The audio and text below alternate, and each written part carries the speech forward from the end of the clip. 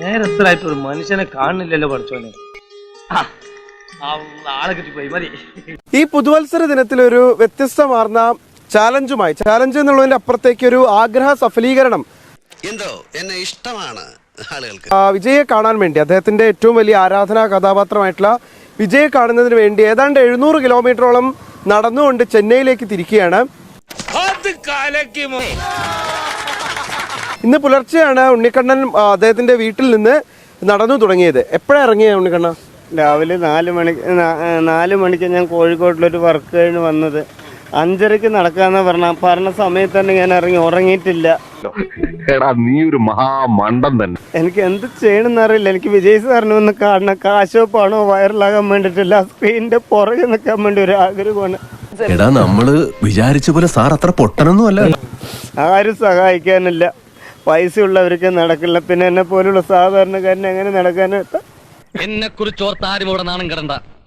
സ്വന്തമായി അധ്വാനിച്ച് ഇന്ന് വലിയ നിലയിലെത്തിയിരിക്കുന്നു. ഒരുപാട് ശ്രമങ്ങൾ നിങ്ങൾ നടത്തിയില്ലേ? അതായത് അദ്ദേഹത്തിന്റെ പൊതുയോഗങ്ങളില് ലക്ഷക്കണക്കിന് ആളുകൾ പങ്കെടുക്കുന്ന വിജയുടെ പൊതുയോഗങ്ങളിൽ പങ്കെടുത്തു. അങ്ങനെ പല ശ്രമങ്ങൾ നടത്തിയൊക്കെ പരാജയപ്പെട്ടു. എല്ലാം പരാജയപ്പെട്ടു. കാണേണ്ടവർക്ക് കണ്ടിട്ടുണ്ട്, ആരും അടുപ്പിക്കുന്നില്ല. ആദ്യം നീ നിന്റെ പരിമിതികൾ മനസ്സിലാക്കുക. എനിക്ക് പൈസ അതൊന്നുമല്ല. എനിക്ക് അണ്ണന്റെ ലാസ്റ്റ് പടത്തിലൊന്ന് അഭിനയിക്കണം, മുഖം കാട്ടണം ആഗ്രഹം. തൽക്കാലം എന്നെ പോറ്റേണ്ട ചുമതല തനിക്കുണ്ട്. അദ്ദേഹം പലതരത്തിലുള്ള ഇത്തരത്തിലുള്ള ശ്രമങ്ങൾ നടത്തുമ്പോൾ ആളുകൾ അദ്ദേഹത്തെ പരിഹസിക്കുന്നുണ്ട്, കളിയാക്കുന്നുണ്ട്. തോന്നി അതങ്ങനെ വരൂ, അതങ്ങനെ സംഭവിക്കൂ. പക്ഷെ അദ്ദേഹത്തിന്റെ ഉള്ളിലുള്ള ലക്ഷ്യം എന്ന് പറയുന്നത് ഇതാണ്. അദ്ദേഹം വിജയുടെ അവസാന സിനിമയിൽ അദ്ദേഹത്തോടൊപ്പം ഒരു സ്ക്രീൻ ഷെയർ ചെയ്യാന്നുള്ളതാണ് അദ്ദേഹത്തിന്റെ ആഗ്രഹം. അടുത്തുവരെങ്കിലും എത്താൻ പറ്റിയിരുന്നു അദ്ദേഹത്തിന്റെ? ഇല്ല.